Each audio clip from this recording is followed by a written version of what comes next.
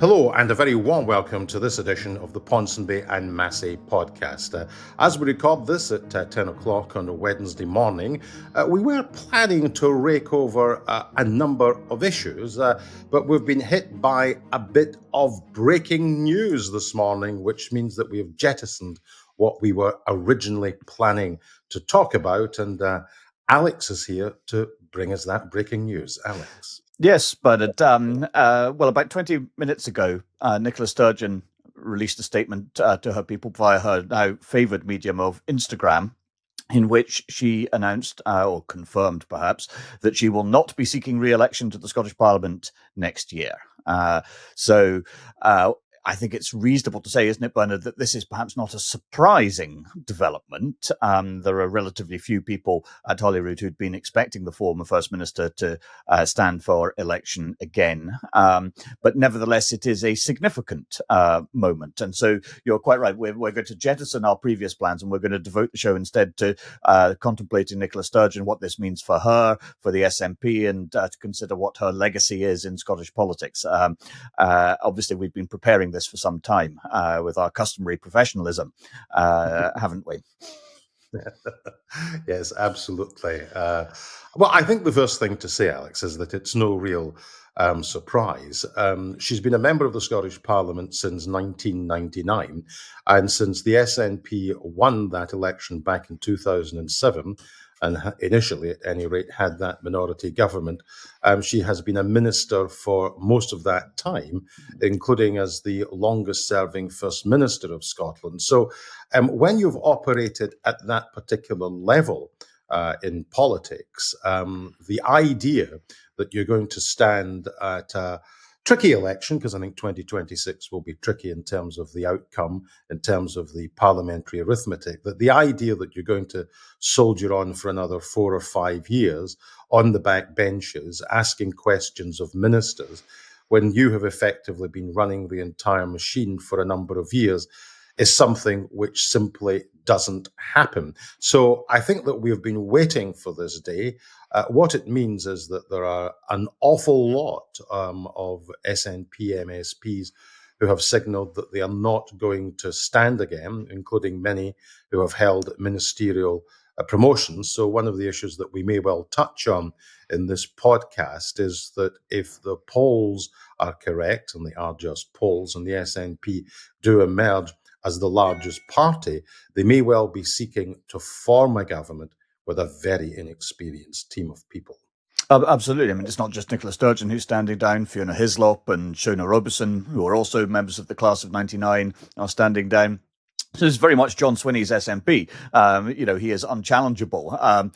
But to get back to Nicola Sturgeon, we dip into the big compendium of political cliches, and we say that, we recall Enoch Powell's famous aphorism that unless cut off in their prime, all political lives end in failure. Now, I think it's reasonable to say that Nicola Sturgeon's career was not cut off in its prime. She was First Minister for more than 7 years. I mean, 8 or 9 years. And chose to stand down of her own volition, albeit that decision plunged the SNP into a form of crisis, I think it's fair to say, because it had not been expected, it had not been predicted, and it paved the way for Hamza Yousaf's first ministership, which wasn't a tremendous success, I think it's reasonable to say. And you saw the SNP effectively decline from a position where it had been winning 45% or more of the vote in elections to a situation where it is now doing well if it wins 35% of the vote, which is a very significant decline that has all kinds of implications for the SNP's ability to dominate Scottish politics. It may remain the largest party, but it isn't the dominant force that it once was. How much of that do you think, of that decline, much of which happened after Nicola Sturgeon stood down, can be traced back to things that happened before she stood down as First Minister? I think that's an entirely fair question. On the electoral politics, teasing them out just a little more. When in many years' time the full obituaries are written of Nicola Sturgeon, they will record that she presided over an electoral juggernaut, the largest electoral juggernaut that's ever been witnessed in Scottish electoral history. But it's fair to ask the question, was that juggernaut turbocharged because the voting public were responding to her, or was it a consequence of the post 2014 politics? My view is that it was entirely a consequence of the post 2014 politics, where electoral opinion became very polarized, where people who'd been supporting Yes absolutely got behind the SNP. And of course, the Conservatives, who were not really the Scottish Conservatives, who weren't doing really anything to merit it, got an electoral bounce because Unionist opinion hardened up. And it hardened up and coalesced not overwhelmingly, but substantially around the Conservatives, who found themselves electorally rejuvenated. So I think that one has to say that the electoral juggernaut was not, in a sense, down to her. It was down to circumstances propelling the party she led into further electoral victories. I think the more important question is, why did she resign? She simply said, if you recall, that she was exhausted. Now, there are sometimes reasons that politicians give, which are 100% on the nose. You have to look no further. There's no great sense in which you have to delve behind the headline in order to work out why they've embarked upon a course of action. And there are some times where these lines are holding lines, where it's not that they're untrue, it is that they are incomplete. Now, people will recall that just a couple of weeks before Nicola Sturgeon resigned, she did a sit-down interview with Laura Kuenssberg in the BBC, in which she said that there was plenty left in the tank. Now, you simply cannot go in the space of a couple of weeks to have a near full tank of political activity, and then 2 weeks later to be running on empty. I think that there was a number of things that came together. First of all, the SNP's record in government was beginning to play and to bite with the electors, and the polls were suggesting that it was a government which was beginning to become deeply unpopular with sections of the population. Secondly, there was the never-ending issue of Operation Branchform hanging over her leadership. And then I think there is the third thing, and I don't think enough is sometimes made of this when you look at political resignations. I think that she was physically and mentally done, exhausted. And I think that one of the things that cynical voters don't give politicians enough credit for is that, and John Swinney touched on this in the podcast last week, didn't he? You don't have any time to yourself. You are a complete and utter slave to the job. And my view was that, in a sense, she was actually emotionally broken by the office. I don't mean that in any clinical way or suggesting in any sense that that she wasn't well. I just think she'd had enough. Yes, I mean, I think one of the things that's also easy to forget or to underestimate is the impact of being in a leadership position during the COVID pandemic. And, you know, Nicola Sturgeon took an awful lot on her shoulders during that, more than perhaps she had to. And it was perhaps characteristic for her leadership style that she was determined to do so. It suggested a certain lack of faith in her subordinates, you know, who were never really entrusted to present press conferences or to have much in the way of a public facing role during the pandemic. She took on an enormous burden herself. Now, she would argue, and with some justification, I suppose, that people were more likely to listen to what it was that she had to say than they would to, say, Jean Freeman, who was the health secretary at the time, or anyone else in the Scottish government. And therefore, given the gravity of the situation, it was incumbent upon her to do the heavy lifting. But nevertheless, you know, she ran a very, very small ship within the Scottish government and so on, that the circle of trust was never very large, but over the years it became smaller and smaller and smaller. And so you would have people who were SNP ministers who would say, well, I barely know the First Minister. I barely have much of a relationship with her. And this is not, the House of Commons where you've got 650 MPs and, the government has hundreds of MPs. This is the Scottish Parliament on where there are only 129 MSPs and only 64 of them are in the SNP. And you have, people who are holding ministerial posts saying that, well, I've no idea what the First Minister thinks about anything. We don't talk. So she didn't really trust other people. But yes, the COVID pandemic, I think, was exhausting, and she did assume this sort of mother of the nation role, which a lot of people found quite reassuring, at least in terms of the clarity of her communication. Although, again, I think one has to distinguish between Nicola Sturgeon's communication skills, which were never in doubt, and her delivery skills, because if you look at the outcomes, whether that's on COVID or a range of other measures and so on, you see that they are not necessarily appreciably or meaningfully better than outcomes elsewhere, where leaders didn't perhaps have the same touch or assurance when it came to speaking in public and reassuring the voters during what was an extraordinary and genuinely unprecedented time and crisis. So I think there was an element of exhaustion there. I think she also, when she stood down from being First Minister, she suggested that too much of Scottish politics had become about her. And that, whether she was right or wrong about an issue and so on, people's views of it were, if you like, refracted through the lens of what they thought about Nicola Sturgeon. And so she'd sort of got in the way in some ways, become a distorting figure in public life in Scotland. And again, I think there's a degree of truth in that.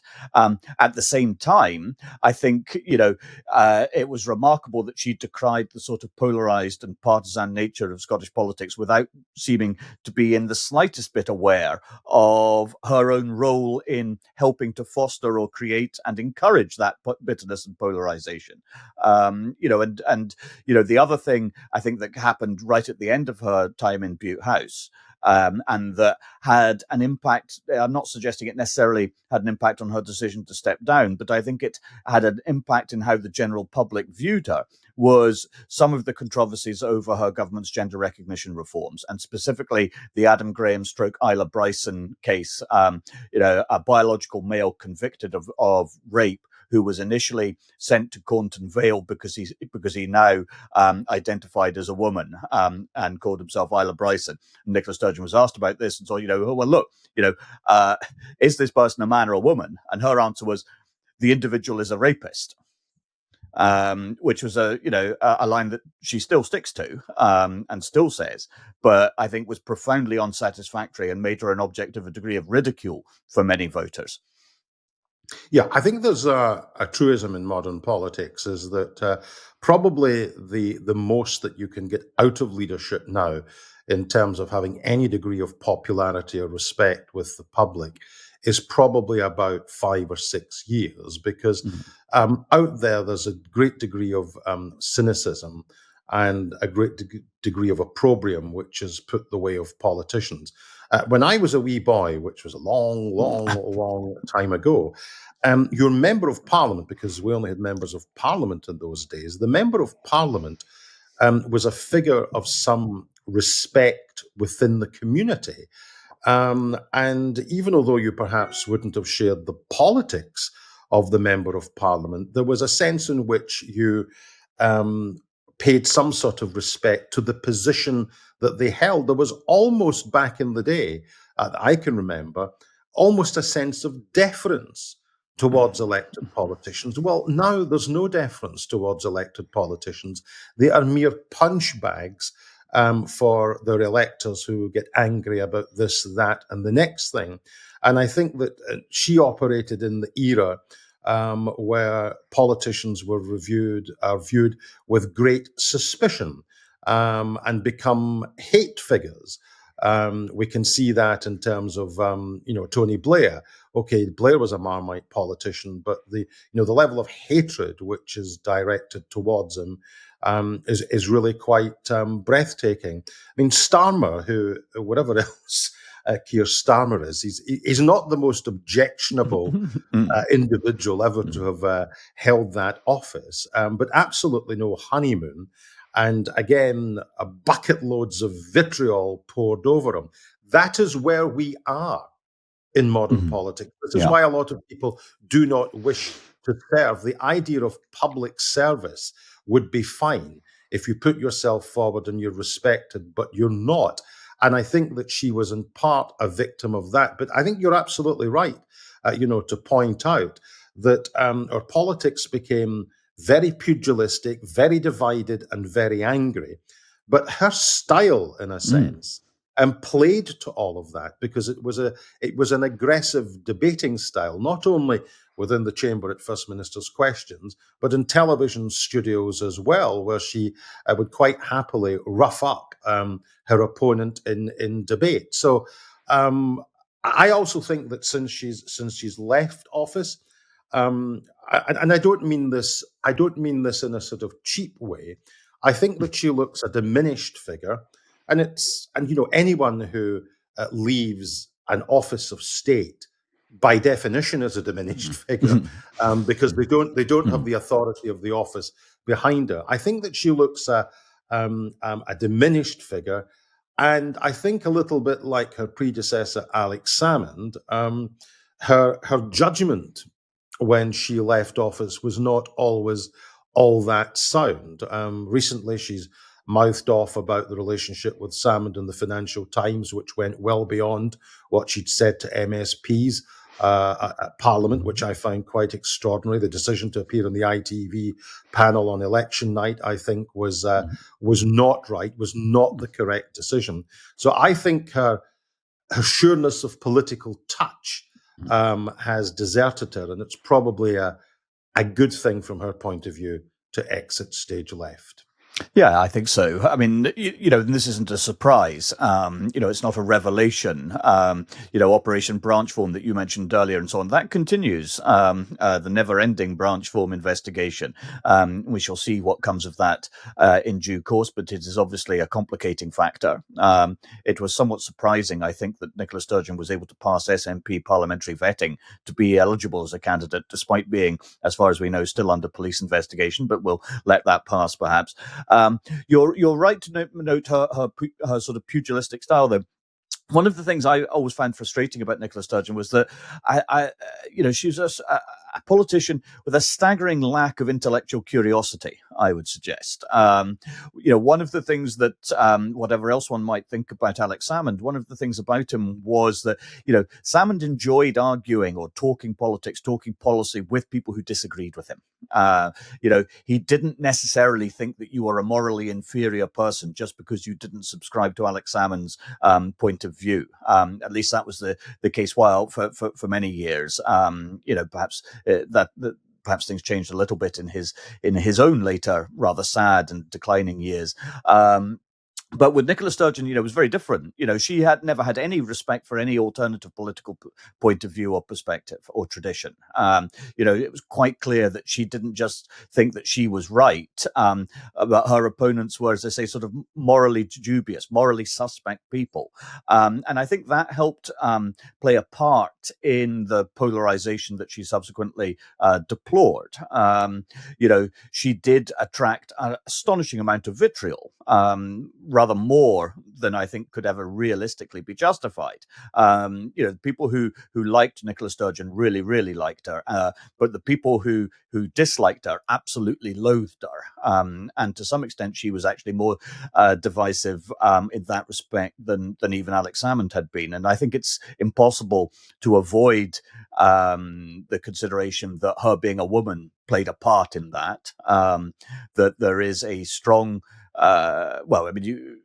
every woman in who has prominence in politics and so on can say that, if I say something and a male politician says exactly the same thing, the unhinged aspect of the reaction to it will be vastly greater to me than it would be to my male counterpart and so on. And I think there's definitely an element of that with Nicola Sturgeon. But she was a remarkable politician. If you go back to 2014, after Salmond stands down and she becomes First Minister and so on, there she is doing her sort of rock star tour of Scotland, selling out or filling the Hydro in Glasgow, which is 12,000 people. Scottish politics hadn't seen anything like that in a very, very long time. And the contrast between that Nicola Sturgeon and the Nicola Sturgeon who left office, is, I think, really quite pronounced. Yeah. Wouldn't you agree, Bernard? Yeah, absolutely. Just to sort of echo and indeed to reinforce, because I think it's important to give a complete picture about a woman in politics. And when she started off in politics in the late 80s, the SNP was a very male dominated party. In some respects, when you look at conference and the people that used to take to the podium to speak, there was some senses in which the SNP was even more male dominated than the Labour Party was male dominated, and it was pretty male dominated. So to have ambition and to make your way in the SNP in that aggressively male environment, I think does speak to a certain resilience and toughness to her character, which is to be applauded.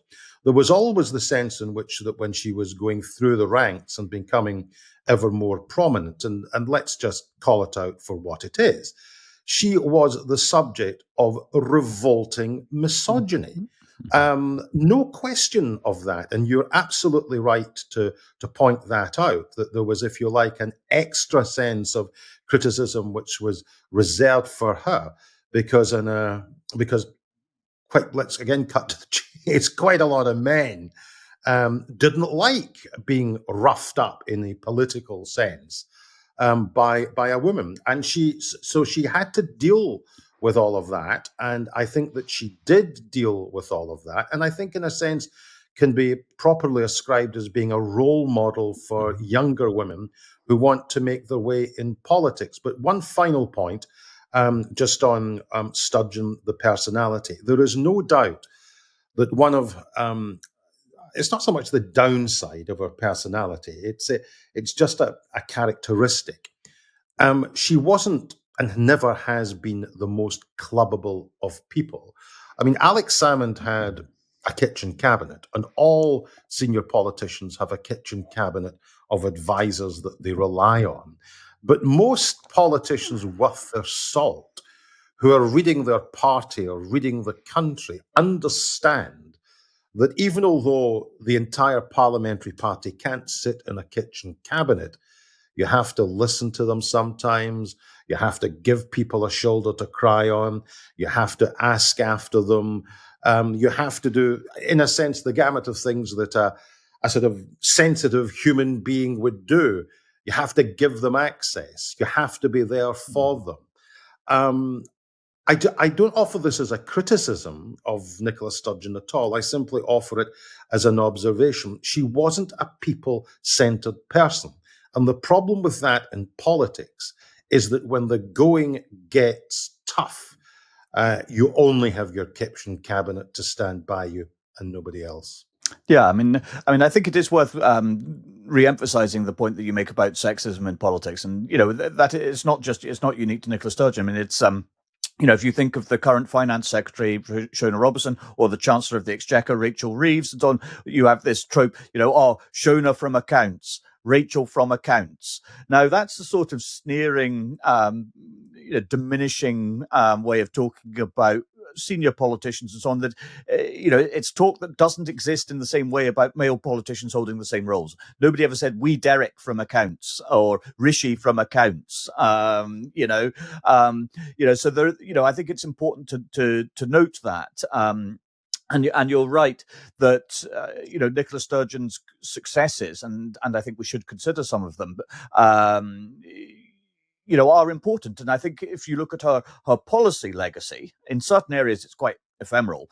She once famously suggested that education would be her top priority. I don't believe it ever really was. Certainly very little has been delivered to substantiate that proposition or to demonstrate real progress on it. But, if you look at where she has made a difference, I think, and she references this in her statement on Instagram and so on. I think the two single biggest things, probably successes, which are both in unfashionable areas, and so she probably doesn't get quite as much credit for these as she merits. The first is the Scottish Child Payment, which, while it hasn't had quite the same transformational impact on poverty that the Scottish government sometimes claims, nevertheless does make a real and significant and tangible difference to many of the poorest families in the country that have children. And the second is the steady and increase in the amount of provision the government funds for childcare in Scotland, which again makes it easier for women in particular to combine parenthood or motherhood rather with being in the workplace or being back in education or whatever. Those are both unfashionable areas in politics, because politics remains, despite everything, a very male thing. And, so benefits for young children and childcare for children is the sort of thing that traditionally hasn't actually received a huge amount of attention from political editors, most of whom have been male, but that does actually make a real difference to a lot of people. So I think that was where her policy successes lay, and that perhaps reflected her own interests. But and that's fair enough, and so on. And that's where she does have a legacy of which I think she can be proud. Yeah, I mean, I think the way I would put it is that these policies are uh, significant for the groups that they affect. And I think that you're right; they do speak to her passion for social justice. I mean, I think in one of our podcasts when we asked Jackie Bailey what brought you into politics in the first place, she said two words: Margaret Thatcher. And in a sense, I think that probably that is something which Nicola Sturgeon would have agreed with. She comes from Irvine, she comes from Ayrshire. She was brought up during the era of Thatcherism, and whilst deindustrialization had been going on in Scotland long before Margaret Thatcher entered Downing Street, deindustrialization had been going on in decades from our industrial height. Nevertheless, the last throes of the coal industry and the steel industry and so on, they were in their final acts. And for communities that relied on these industries, a lot of them suddenly found themselves in very distressed circumstances almost overnight. And so that reaction to Thatcherism, in part, is what brought her into politics. And she comes from a working class background. So she comes from a community where not everybody doesn't have to worry about paying the bills and putting food on the table and buying the school uniform for the kids. So from that point of view, I think she felt these things very, very keenly. And I think it's important to say that these policies are significant. And, if you've done nothing else in politics, that certainly deserves a standing ovation from those people who have benefited from those policies. That being said, although they are significant for those groups, if you're leading the country, what you're looking for is a strategic direction for the country and a sense that you're on the path to transforming the country. You're looking for a bigger picture vision and a set of policies to deliver that. And on that front, I think that she failed because her interests at the end of the day were far too narrow. We've spoken before. I think the relationship with the Scottish business community wasn't particularly warm. I don't think she did embrace any sort of big vision for the country. And of course, the SNP's own big vision, which we haven't mentioned yet, that of independence. We'll have to get round to that, yes, at some point. We will get round to that, and so I'll let you kick off on it. But in terms of the sort of big vision, if you're a nationalist, and John Swinney touched on this on the podcast last week, the reason that people believe in independence is that they want the full levers of macroeconomic policy in order to deliver the kind of spending priorities and change which they believe that they cannot deliver under a devolved settlement. But in terms of the strategy for getting there, however you put it, and her defenders will no doubt put it in a different way, she effectively put the strategy for independence into the deep freeze, and in so doing, created a rupture within the broader Yes movement about what is the best and most appropriate way to prosecute the case for independence? Well, indeed. I mean, there's a lot to get into here, and so I mean, I think if we go back to the beginning, I mean, you're right there that Nicola Sturgeon's formative political years and her views were in large part defined in opposition to Margaret Thatcher's government. The interesting thing, obviously, about Nicola Sturgeon then is, why does she join the SNP, not the Labour Party? Because if you were wanting to do something about Thatcherism, the Labour Party was a much more obvious avenue by which to do that than the SNP back in the 1980s. The Labour Party had a possibility of getting into power one day and reversing Thatcherism, if you like. The SNP never did. There was no Scottish Parliament. There was no obvious way in which the SNP could even really dominate the political agenda or set the political agenda, save for occasional moments. The Govan by-election being one, but there were others. But in general terms, why didn't she join the Labour Party? Well, she said because Neil Kinnock was a sellout, essentially, and the Labour Party could never deliver any of the things that Nicola Sturgeon believed in. So she was, again, rather like John Swinney, an existentialist nationalist from the very beginning.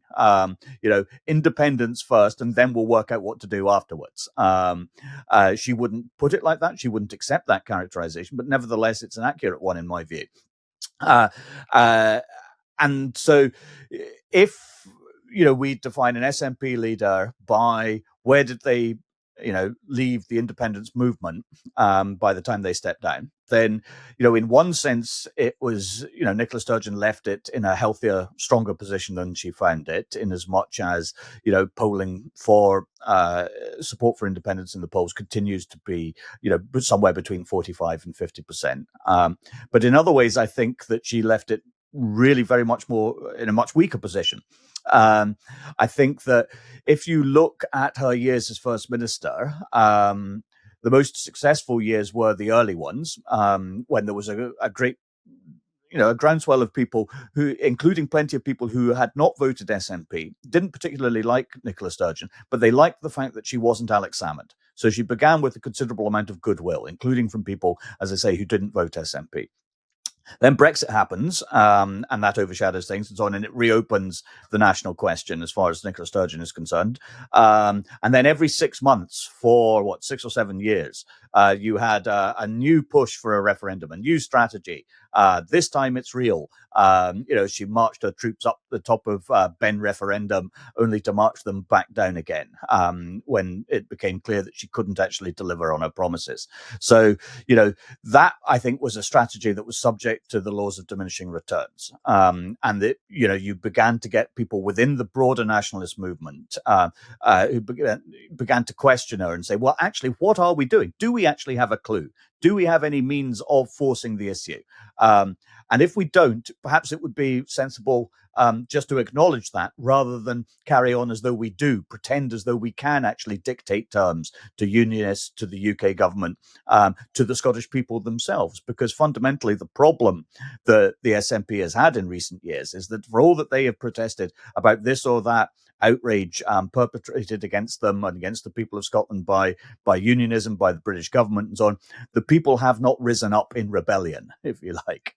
They have been unmoved, whether it was by, the Internal Market Act that was supposed to be, a challenge to devolution, destroying devolution. Well, the people haven't been bothered by that. Whether it was going to be Alistair Jack's vetoing of the Gender Recognition Bill. Well, that was supposed to spark outrage as well. And again, it hasn't, because it turns out actually most voters agree with Alistair Jack, not with Nicola Sturgeon and the SNP on this. So, subject to the laws of diminishing returns, if you keep threatening a referendum and you can't deliver it, you end up looking small and diminishing yourself. And I think that reached its apogee, if you like, with the extraordinary, in my view, and from a nationalist point of view, thoroughly counterproductive suggestion that the general election we had last year, which at that point Nicola Sturgeon was still expecting to lead the SNP into, should be treated as a de facto referendum. in which that if the SNP won 50% of the votes, then that would constitute grounds for at the very least a referendum on independence all over again, or possibly even in more considered more wildly, a mandate to open negotiations on independence. So this was a policy of unfathomable stupidity, unpardonable folly, I would suggest. Yeah, I just to pick up your point about existential nationalism and the 1980s, and Nicola Sturgeon, perhaps, if she was a social democrat first, would have gravitated towards the Labour Party. We touched this ground with John Swinney last week, and he basically made the point that he came into politics to deliver. Well, it was called self-government back in the day because we were discussing in those days a Scottish Assembly, but he effectively came into politics, and he confirmed this, to deliver independence. But when pushed about where he sits on the political spectrum, he says, well, I'm a social democrat, but his real mission is to deliver independence. In that sense, Nicola Sturgeon is exactly the same.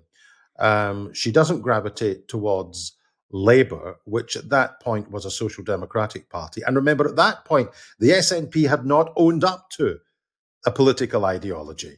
The SNP would not have said they were a social democratic party. Back in the late 80s, they did not describe themselves as a social democratic party. So you're right to say that she comes into politics effectively to deliver independence first.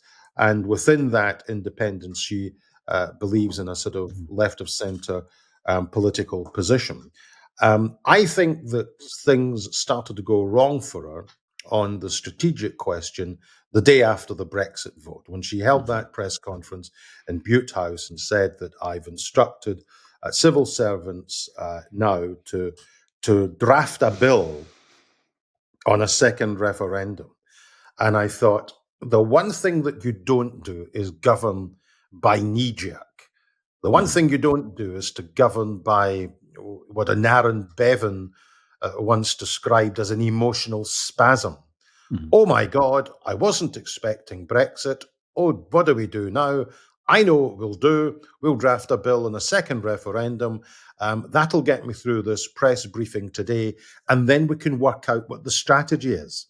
Well, too late, because you've already instructed civil servants to draw up a bill. You've already started a strategy.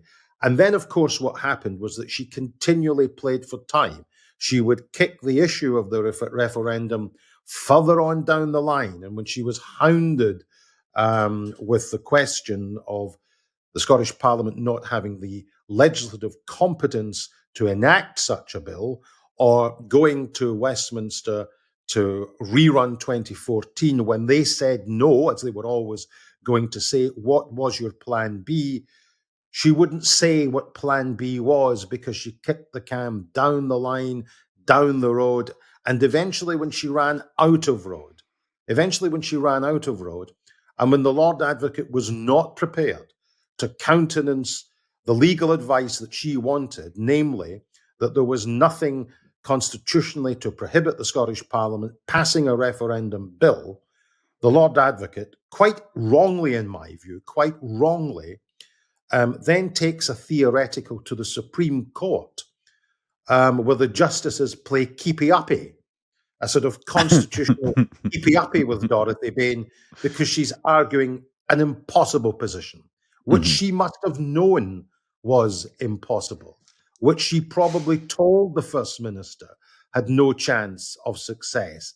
And I think it was almost, and I'd say this carefully, almost an abuse of the office of Lord Advocate to take a position to the Supreme Court, which she, the Lord Advocate, knew had no constitutional chance of success. But the only thing that it did for the independence movement and for Nicola Sturgeon as First Minister is that this sort of strategic quagmire became ever thicker.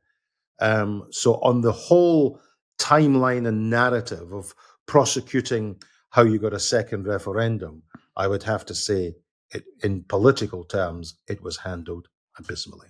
Yeah, I mean, one of the things I make the suggestion to you about it, about political leadership. One of the things that which distinguishes the really, really good ones from the merely okay ones, is the ability to tell the truth. And that's not just in terms of talking to the general public. It's about telling the truth to your own supporters, to your own party, and telling them difficult and hard truths that you can't actually have everything you want, that difficult choices have to be made, uncomfortable realities have to be faced, to some extent accepted. And I don't think Nicola Sturgeon ever demonstrated any ability to challenge her own party, her own movement on anything, but particularly on the question of independence. She, as you suggest, she presented this charade, this appearance of strategy, which was actually disguising the fact that there was nothing behind the curtain whatsoever, because the law is quite clear, as you rightly say. And so, you did not have to be a constitutional lawyer or expert to be able to read the Scotland Act and say, yeah, the Constitution is a reserved matter. End of story. And Sturgeon never really, I think, was prepared to tell the nationalist movement the truth. And I think that's a real shortcoming. And in the end, that helped undo her. Yeah. I suppose that there's one final question that we should consider is Nicola Sturgeon, what next? Where next?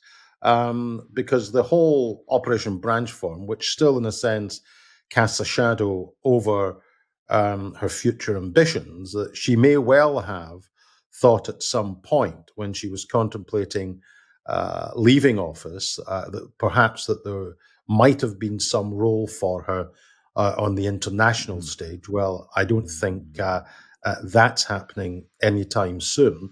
And I think if we look at the previous people that have held the post of First Minister, it would suggest that there are not international organizations or businesses that are actually queuing up to hire your political nous and your services.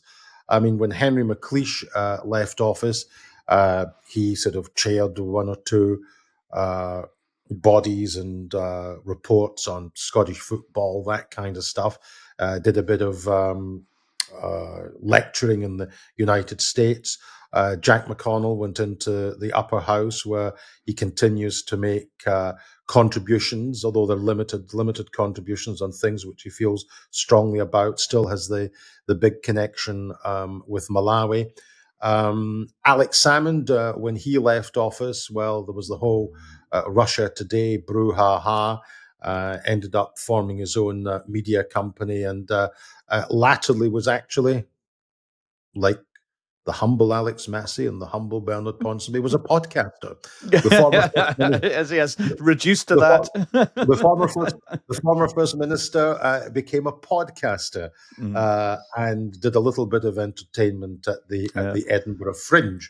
Yeah, Perhaps I that mean is I mean the saddest example of that obviously is Rory Stewart, who grew up with dreams of being Alexander the Great, and now chats with Alistair Campbell twice a week. so the historical parallels with people who have held the office would suggest that she will not be inundated with a lot of offers of future work. So I'm not entirely sure what sort of career she will carve out for herself. There is the immediate thing of the publication of her book. I can't think that this will be dreadfully interesting for political historians, because most of these books tend to be, in effect, a defense of their own position when they were under fire. The much more interesting thing about the book is that will we learn more about Nicola Sturgeon, the person? Because we've talked on this podcast that she wasn't really a people person at the end of the day. And I think that was a drawback in politics for her. And it was a drawback for her within certainly the parliamentary group at Holyrood. Will we learn something of Nicola Sturgeon, the person? Because I don't think we'll learn a great deal about Nicola Sturgeon, the politician, that we don't already know. Well, I hope so, because otherwise it's a pretty fruitless waste of everybody's time and her publisher's money. I mean, I think if you look at interviews that she has given in the last 12 months or so and so on, I think there are relatively few reasons to be particularly optimistic about her memoirs, but they may surprise us. Most political memoirs of this sort, as you say, are pretty poor, pretty thin gruel.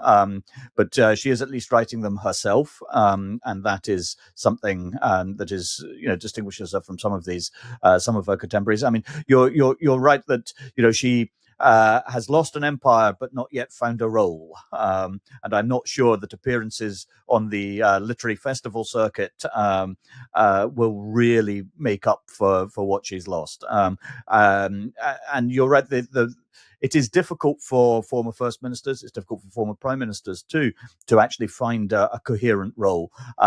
Nicola Sturgeon says that she is very excited by the new opportunities that are opening up to her.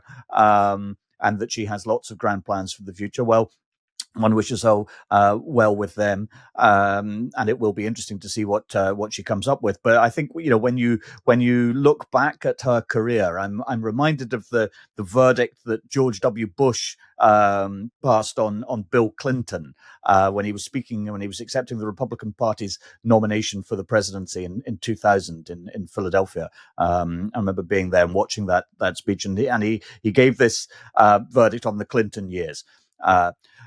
So much promise, but to what great purpose? And I think that is a fair analysis that could also be applied to Nicola Sturgeon's career as First Minister and leader of the SNP. Yeah, and just as one final thought to me before we say goodbye. I mean, I interviewed her probably hundreds of times, actually, over the years. And while she was always pretty reserved and was not always entirely full of beans, she was always, I have to say, just for the record, extremely courteous. And from our point of view, when we used to put in lots of bids for interviews, they were very rarely knocked back.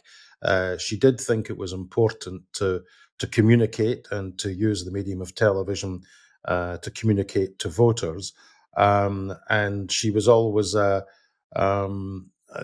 professional and courteous as far as I was concerned. So when any political figure who's made a significant contribution to public life, irrespective of party, departs the political stage, they always do so with my good wishes, because it's a tough job, it's a tough gig. Some citizens have to do it. If no citizen wants to do it, we're in a really, really, really bad position. And so she leaves with my very best wishes for the future. And that wraps up this edition of the show. Thank you very much for listening or for watching us on the YouTube channel. As always, if you're enjoying the podcast, please do recommend it to friends and family and so on. If you're interested in sponsoring the show, we would very much like to hear from you. And we'll be back in a few days' time with, perhaps cover some of the subjects we were planning to talk about before Nicola Sturgeon gazumped us in this fashion this morning. But for the time being, it's goodbye from me. And it's goodbye from me.